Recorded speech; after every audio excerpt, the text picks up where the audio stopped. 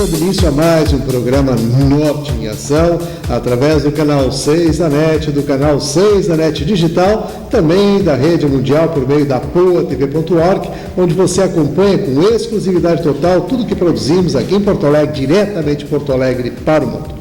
Quero aproveitar, deixar nosso telefone, nossos e-mails, para você começar a interagir, encaminhar aí sugestões de pauta para o programa, perguntas para o quadro Alô Doutor e também questões aí para o pedido de providências, além da sua participação dentro do Ação Solidária e do Ação Empresarial. E o quadro Educação, é claro, sempre fazendo muito sucesso e trazendo aquilo que a gente realmente quer abordar dentro de um programa que tem essa característica, né, de ser de utilidade pública. E o telefone para você fazer contato é o 30 23 47 25, o nosso e-mail alodoutor@ig.com.br e mais um e-mail para facilitar acesso, zonanorte@pop.com.br. Então, além das entrevistas exclusivas, você vai poder acompanhar... A responsabilidade em relação à criança é da família, do Estado e da sociedade. Então, se nós temos suspeita, se a gente acha que em alguma família está ocorrendo a violência, a gente tem que denunciar, porque é nossa responsabilidade. 800 casos ao ano, tanto em homens quanto em mulheres. Se nós formos ver, somente em Porto Alegre, a incidência em torno de 330 novos casos. Nosso convite para você manter a sintonia, estamos preparando mais um programa especial através desse jornalismo direcionado para a nossa comunidade, que você conhece e sabe. Quero aproveitar e lembrar que o Centro Espanhol coloca à disposição os salões para grandes festas, grandes eventos. E o endereço que vai no rodapé do vídeo, Travessa Sul, número 102, o telefone para você manter contato aqui com a Secretaria, 3342-5990. Quero lembrar também que na UOL você acessa a nossa programação, bastante se conectar, maispontual.com.br/norteação. Então continue ligado que no instante só a gente volta. Quem tem mais de 65 anos não pode. Quem tem menos de 18 anos não pode. Mulheres grávidas não podem. Diabéticos não podem. Quem já teve hepatite não pode. Quem tem tatuagem recente não pode. E você, qual o seu motivo para continuar de braços cruzados e não ir doar sangue? Seja um doador. Uma campanha do Banco de Sangue do HPS.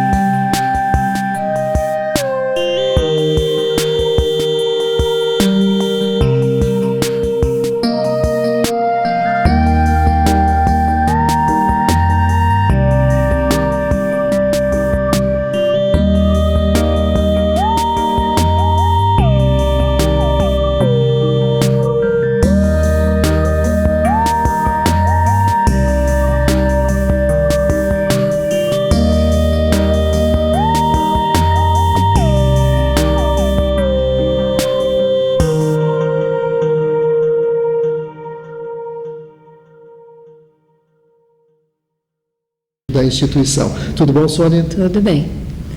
Bom, nós estamos aqui no Rio Grande do Sul desde 93, né, prestando esse serviço à comunidade, que é o acolhimento de crianças vítimas de violência, né, que foram afastadas do seu meio familiar e comunitário como uma proteção especial, né? Então, a faixa etária que a gente acolhe é de 0 a 6 anos de idade para ingresso e permanecem com nós até a decisão judicial, né? Que pode ser de retorno à sua família, de origem, se ela for estruturada, ou a adoção.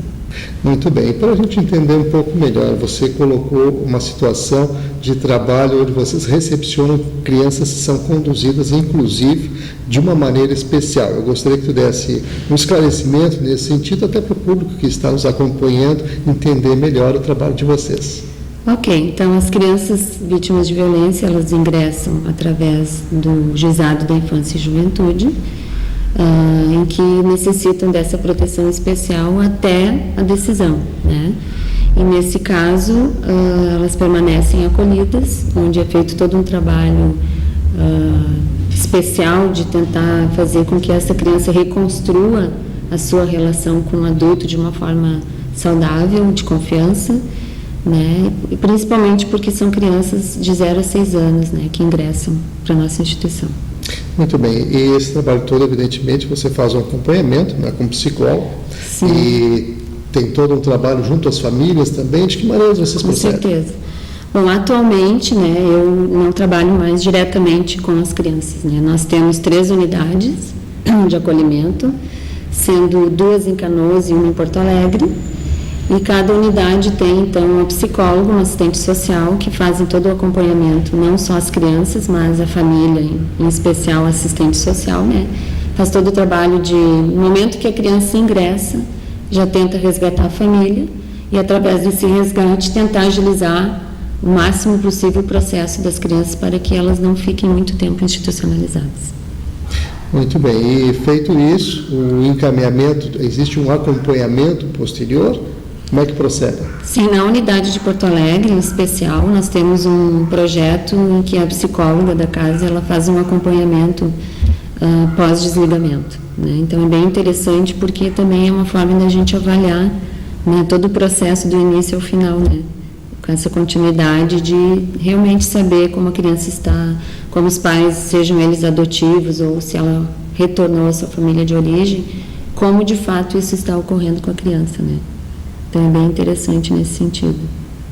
Muito bem. Então, Sônia, eu gostaria agora de falar sobre a questão essencial que encontro ao trabalho que você desenvolve, que é justamente a questão da violência infantil. Gostaria de saber, pelo estudo que vocês estão fazendo, pelo trabalho que vocês desenvolvem, o que acarreta isso?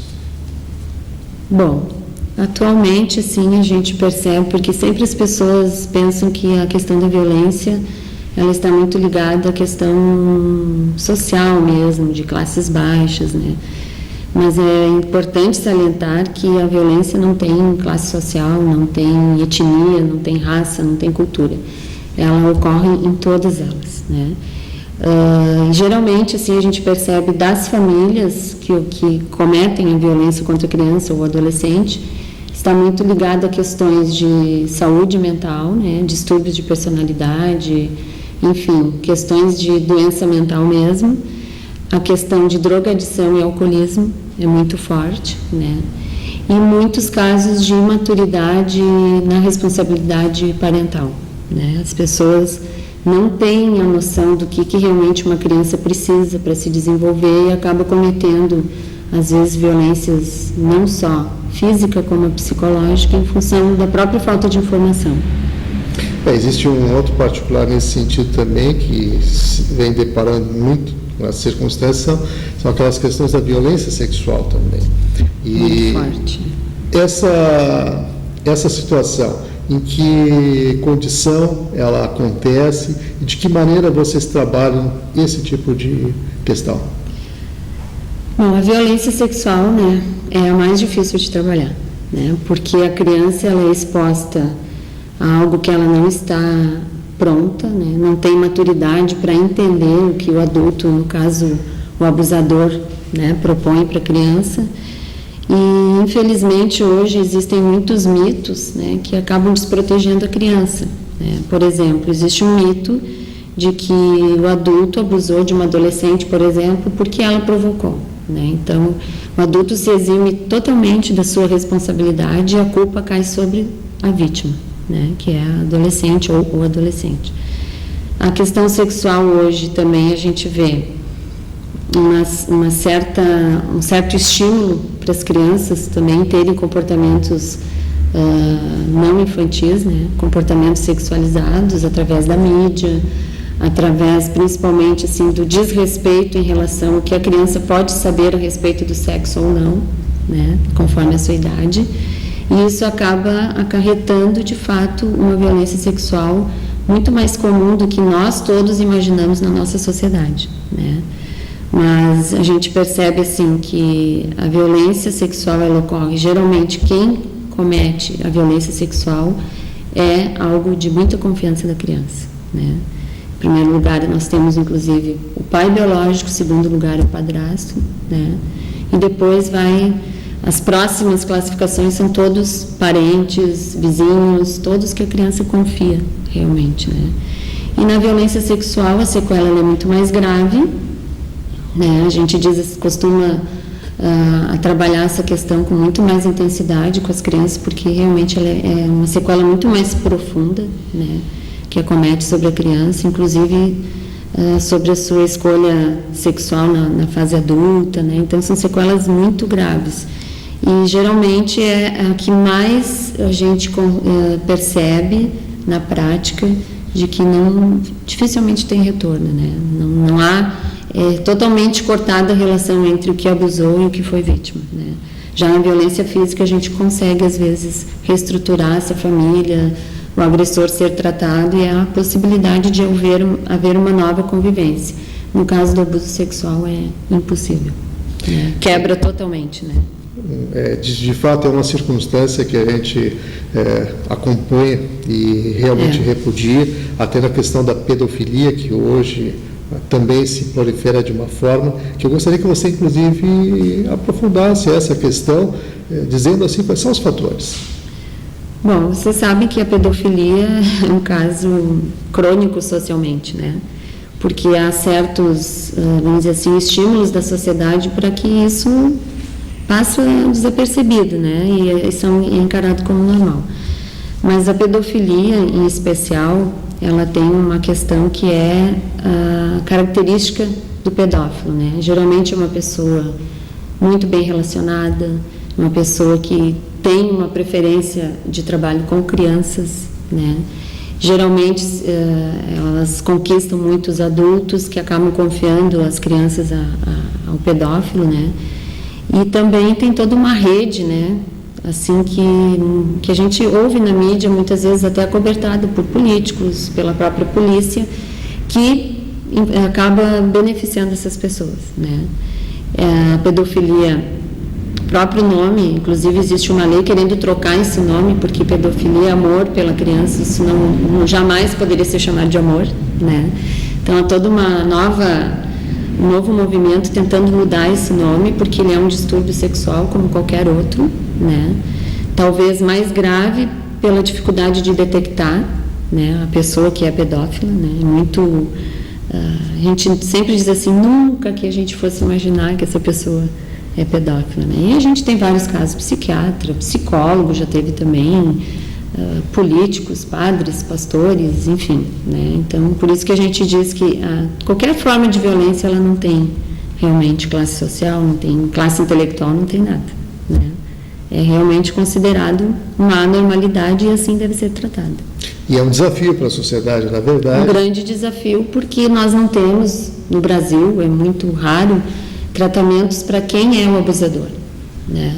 Inclusive tem um filme que se chama O Lenhador, para quem não assistiu, que é a história de um pedófilo, né, que também foi abusado na sua infância. E lá nos Estados Unidos existe um trabalho de tentar recuperar essas pessoas, né? Então, além da gente não ter assim um aparato de realmente deixar as nossas crianças em segurança, né, a família tem que estar muito atenta a isso, também nós não temos, no momento que um pedófilo cumpre a pena e volta para a sociedade, a gente também não tem um aparato para monitorar esse pedófilo, né? E quem sabe até tratá-lo, né? Já desde o tempo que ele está preso, né? Então, a pedofilia é muito mascarada, é muito difícil de detectar e cabe realmente à família, né, não deixar realmente ficar em cima, policiar com quem que o filho anda, pessoas que às vezes ficam na frente das escolas, que é muito comum, né, e às vezes eles detectam, o pedófilo ele é muito perspicaz, né, então ele vê se uma criança vai para casa sozinha, ou o teu vizinho pode ser um pedófilo. Infelizmente não é paranoia, a gente tem que ter muito cuidado. Muito bem. Então, eu estou conversando aqui com a Sônia Bagatini, que é psicóloga, representante da SOS Casas de Acolhida, e, é claro, né, tratando de um assunto, de uma temática que nos preocupa, como eu disse, é um desafio para a sociedade, mas, de qualquer forma, nós temos que levantar essa questão até para podermos buscar, quem sabe, uma solução, que a gente sabe que é difícil, mas que esse é o caminho, esse é o objetivo maior de todo o trabalho, que é dirigido, inclusive, pela sua instituição. Nesse sentido, assim, Sônia, a criança que sofre maus tratos, o adolescente, quais são os sintomas, quais são as características e quem pode, quem deve ajudar nesse?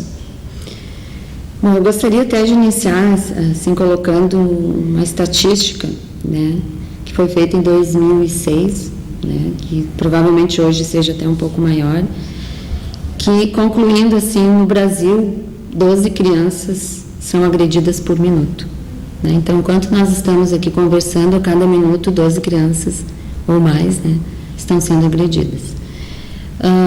Primeira coisa, assim, que a criança, quando ela é vítima de violência, ela muda totalmente seu comportamento. Então, assim, quem trabalha com a criança, seja na escola, seja em casa, que detectar qualquer mudança no comportamento, às vezes a própria questão do apetite, retraimento, né, questões assim na escola principalmente, no verão uma criança está sempre de manga comprida para esconder marcas, né, mas principalmente a criança que é escolar, é baixa no rendimento escolar, situações de depressão muitas vezes, né, então assim, qualquer alteração no comportamento tem que ser investigado, né?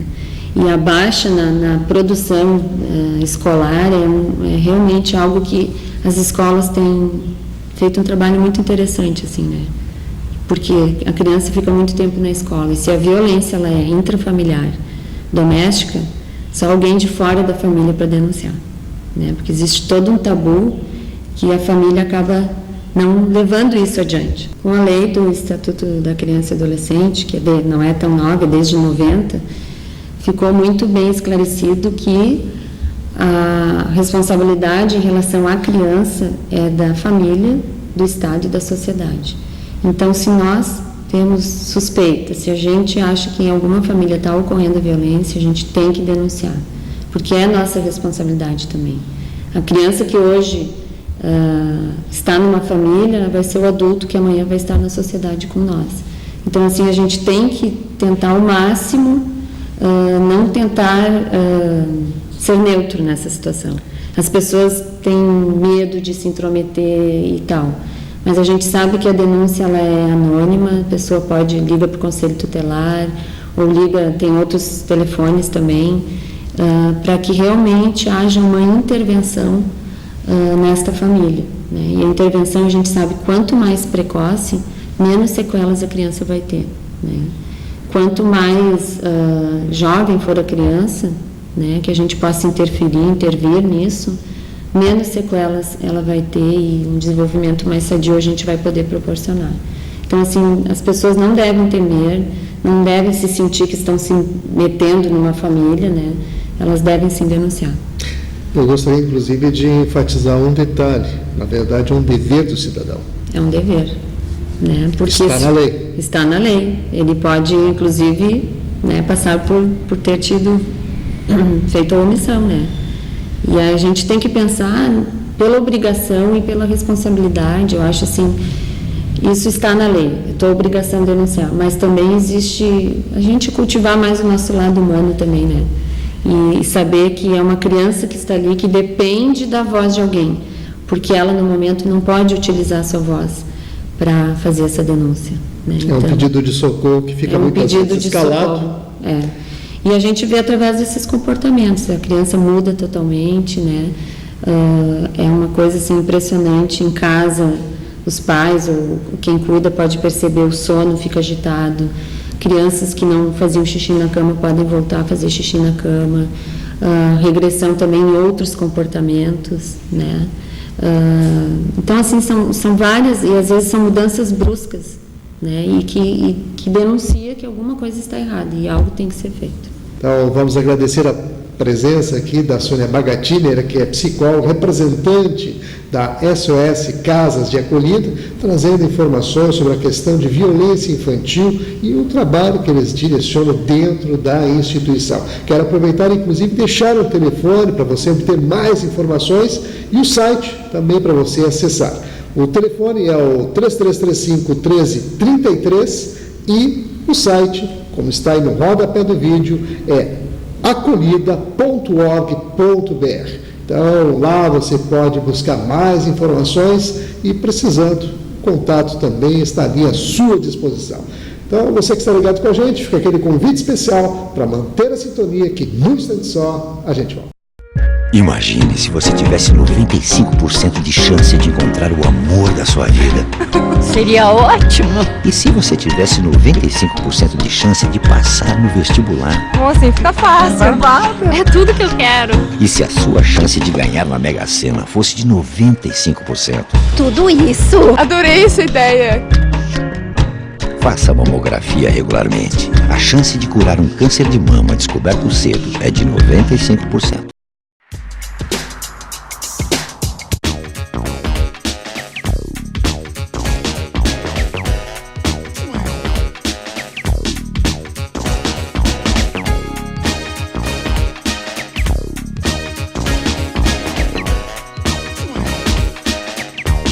Estamos de volta com o programa Norte em Ação, agora no quadro Alô Doutor, e com a grande satisfação estamos recebendo a doutora Fabiana Granzotto, ela que é cirurgião dentista, especialista em endodontia e também em estomatologia, e está participando conosco justamente para trazer alguns esclarecimentos sobre as questões voltadas ao câncer bucal. E nesse sentido, é claro, ela vai participar aqui conosco para trazer essas informações. Tudo bom, doutora Fabiana? Tudo bem, Cláudio, tudo bem.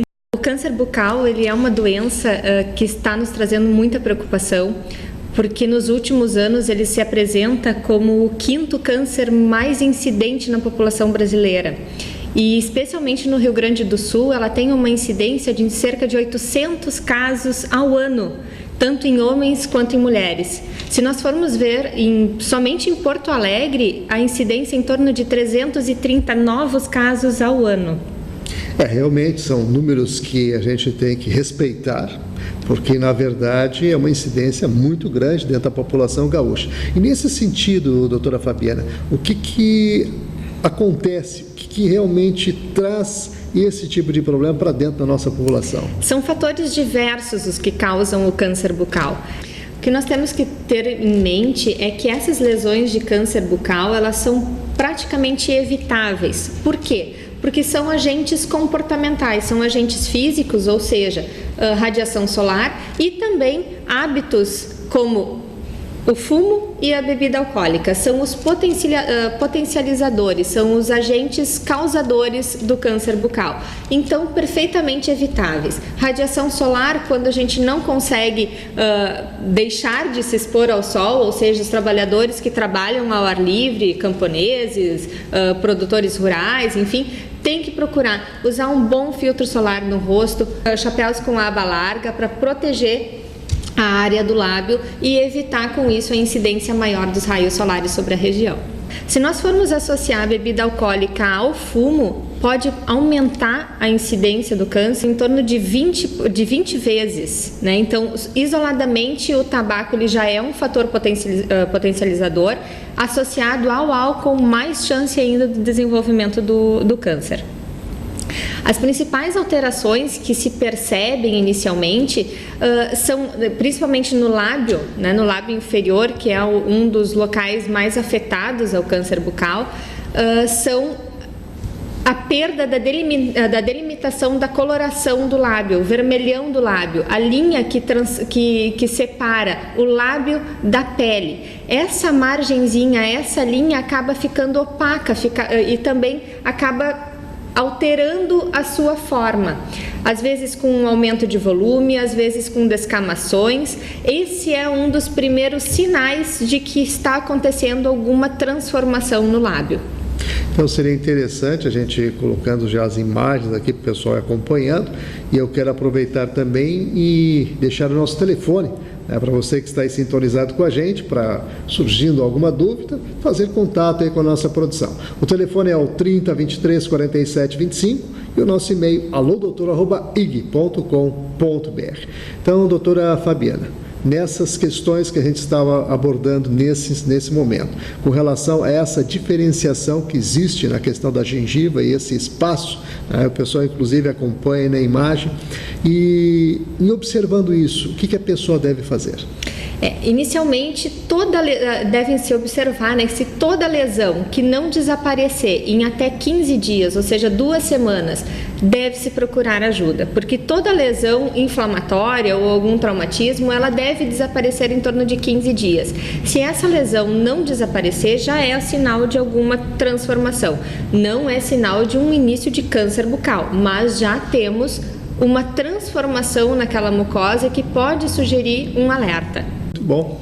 Vamos agradecer aqui a participação, doutora Fabiana Granzotto,